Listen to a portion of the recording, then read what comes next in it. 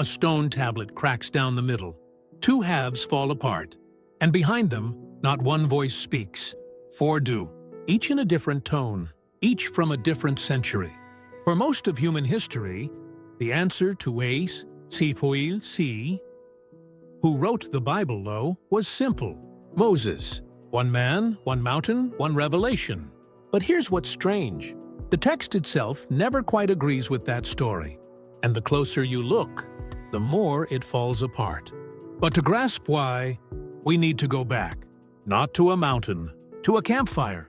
3,000 years ago, in the hill country of what we now call Israel, a family gathers after dark. The oldest woman begins to speak.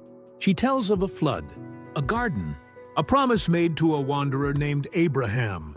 Her grandson, 2 villages away, hears the same tale. But the details shift. The names change. The God in his version acts different, sounds different, wants different things. This was the world before writing took hold. Stories were breath. They lived in the mouths of the people who carried them. And every mouth shaped the story a little bit new. Every telling was a small act of creation. Now, the first traces of writing in this region show up on things like farming calendars scratched into stone. Simple stuff, lists, dates of harvest. Nothing close to scripture. But something was changing. Scribes were learning to trap words on surfaces. And once you can trap words, you can freeze a story in place. Except they didn't freeze just one version. They froze several. And here's where it gets wild. Scholars noticed something odd centuries ago. In the book of Genesis, God has 2 names. In some passages, he's called by a personal name. In others, he's just called Hanan God, Aitor, a generic title. The style shifts too. One voice is earthy, full of raw human drama. The other is distant, formal, obsessed with ritual and order. This wasn't a quirk. It was a seam. Like finding 2 different fabrics stitched into the same shirt. Over time, researchers pulled the threads apart. They found not 2 voices, but 4, each with its own word choices, its own fixations, its own picture of God. The first voice loves stories. It's dramatic, close. God walks in gardens, shuts doors on arks, bargains with Abraham face to face. This voice probably wrote during the height of the early kingdom, somewhere in the south. The second voice comes from the north. It's more cautious. God speaks through dreams and angels, not face to face. The tone is cooler. The theology, more guarded.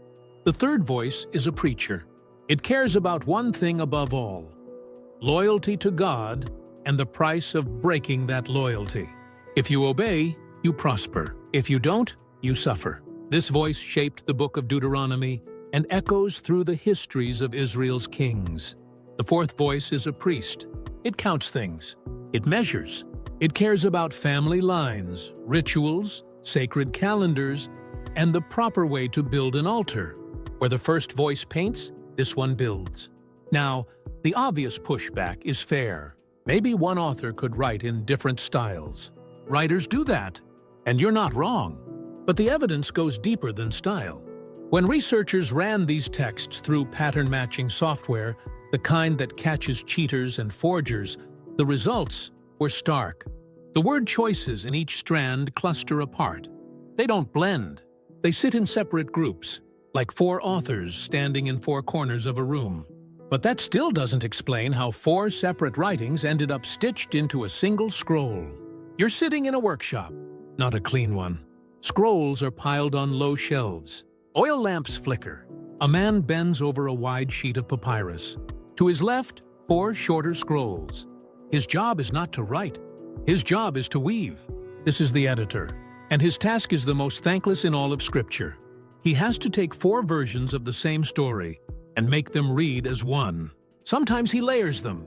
Genesis has 2 creation accounts back to back because he kept both. Sometimes he braids them.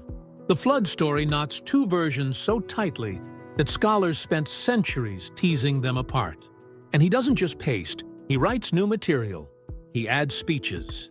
He inserts comments. In the histories of Israel's kings, a single phrase, "For if you keep my covenant," then appears dozens of times. That's not the original storytelling. That's an editor stamping a theology onto older material, like a watermark pressed into paper. The most dramatic example lives in the books that cover Israel's rise and fall, from the conquest of the land through the destruction of Jerusalem. These books went through at least 2 heavy rounds of editing. The first happened while the kingdom still stood, a time of confidence. The second came after Babylon crushed Jerusalem and dragged the people into exile. The tone shifts. Hope curdles into warning. Victory laps turn into cautionary tales. The editors weren't dishonest. They were desperate. Their world had collapsed. The temple was ash. The king was gone. The only thing left was the story, and they needed it to explain why everything had gone wrong. So they reached back into older texts and rewrote the past to make sense of the present. Now, here's something that makes the picture messier. We don't have the originals. We don't have the editor's drafts. What we have are copies of copies, passed down through centuries of hands. Picture a room full of scribes. Each one sits before a fresh sheet. At the front, a reader chants the text aloud. The scribes write what they hear. One mishears a word, another's ink blots, and he guesses the letter beneath. A third thinks the text has an error and infixes it, based on a version he learned as a child. Multiply this by 1,000 years. The result is what scholars call textual variants, places where the copies disagree. There are thousands of these across the major manuscript families. Most are tiny, a different spelling, a word in a different order, but a small fraction changes the meaning. A verb switches from past to future tense. A name appears or vanishes. A whole paragraph exists in one family of copies and not another. The most striking case is the book of Jeremiah. The Greek translation, made a couple of centuries before Jesus, is much shorter than the Hebrew text that became standard 1,000 years later. That's not a few missing words. That's hundreds of missing verses. 2 very different editions of the same prophetic book flowed through the same communities at the same time. So which one is half their Bible? The answer, uncomfortable as it is both, and neither. There was no single Bible for most of history. There were streams, flowing, branching, sometimes merging. But that raises another question. If the text was this fluid, who decided which version counted? Who drew the line? Walk into a room in a small town near the coast. It's roughly 2,000 years ago. A group of scholars argues, not about God, about books. Which books are holy enough to defile the hands? Their strange phrase for sacredness. A sacred scroll makes your hands ritually unclean when you touch it. Odd logic, but their debate is deadly serious. Some books are easy calls. The Torah, the first 5 books, nobody argues. The Psalms, accepted. But others? The Song of Songs, a love poem with no mention of God. Ecclesiastes, which questions whether anything matters at all. These books hung in the balance. The community made a choice. Not God on a mountain, not a single prophet in a vision. A group of scholars, arguing, voting, finding middle ground. They settled on their canon, and the process wasn't a single event. It stretched across decades. Meanwhile, another community, the early Christians, had already adopted a different collection. They used the Greek translation, which included extra works. Books like Tobit and Sirach, full of wisdom and stories, widely read and quoted by church leaders for centuries. So the bookshelf you call the Bible depends on which community's choices you inherited. The Jewish shelf, the Protestant shelf, the Catholic shelf, the Ethiopian shelf. Same tradition, different libraries, each one a little bigger than the last. And here's the detail that troubles most people. The majority of these books are unnamed. No one signs their name inside the scroll.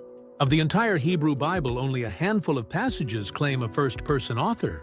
The rest, tradition assigned names later. Moses for the Torah, David for the Psalms, Solomon for Proverbs. But the texts themselves don't make those claims. In some cases, the label was strategic. Attaching a famous name gave a text authority. It wasn't forgery in the modern sense. It was a cultural habit. You wrote in the spirit of a great teacher, and you signed the teacher's name. The message mattered more than the byline. But does this mean the text can't be trusted? Here's where the nuance matters. Some communities hear all of this and feel their faith threatened. If Moses didn't write the Torah, what holds it together? If editors rewrote the histories, how do we know what really happened? The fear is real, and the counterpoint has weight. The Bible's big picture vision is remarkably steady across its layers. The call to justice, the tension between mercy and judgment, the arc from exile to return. These themes persist no matter who held the pen. Defenders of traditional authorship argue that a divine hand guided the whole process, and that naming human writers doesn't erase that guidance. The spiritual thread, they say, runs deeper than the question of who wrote each sentence. That's a position worth holding in tension, because the evidence for many voices doesn't require you to throw out the meaning. It invites you to see meaning as something layered, built across time, shaped by crisis and hope alike. And not every part of the story is settled. Scholars still argue about which voice came first. Some insist the priestly source is older than anyone thought. New software tools keep splitting known sources into smaller pieces, hinting the four voices might actually be many more. The digs keep refusing to behave. Sites that should confirm biblical events stay stubbornly silent. Sites nobody expected to matter turn up carvings that rewrite timelines.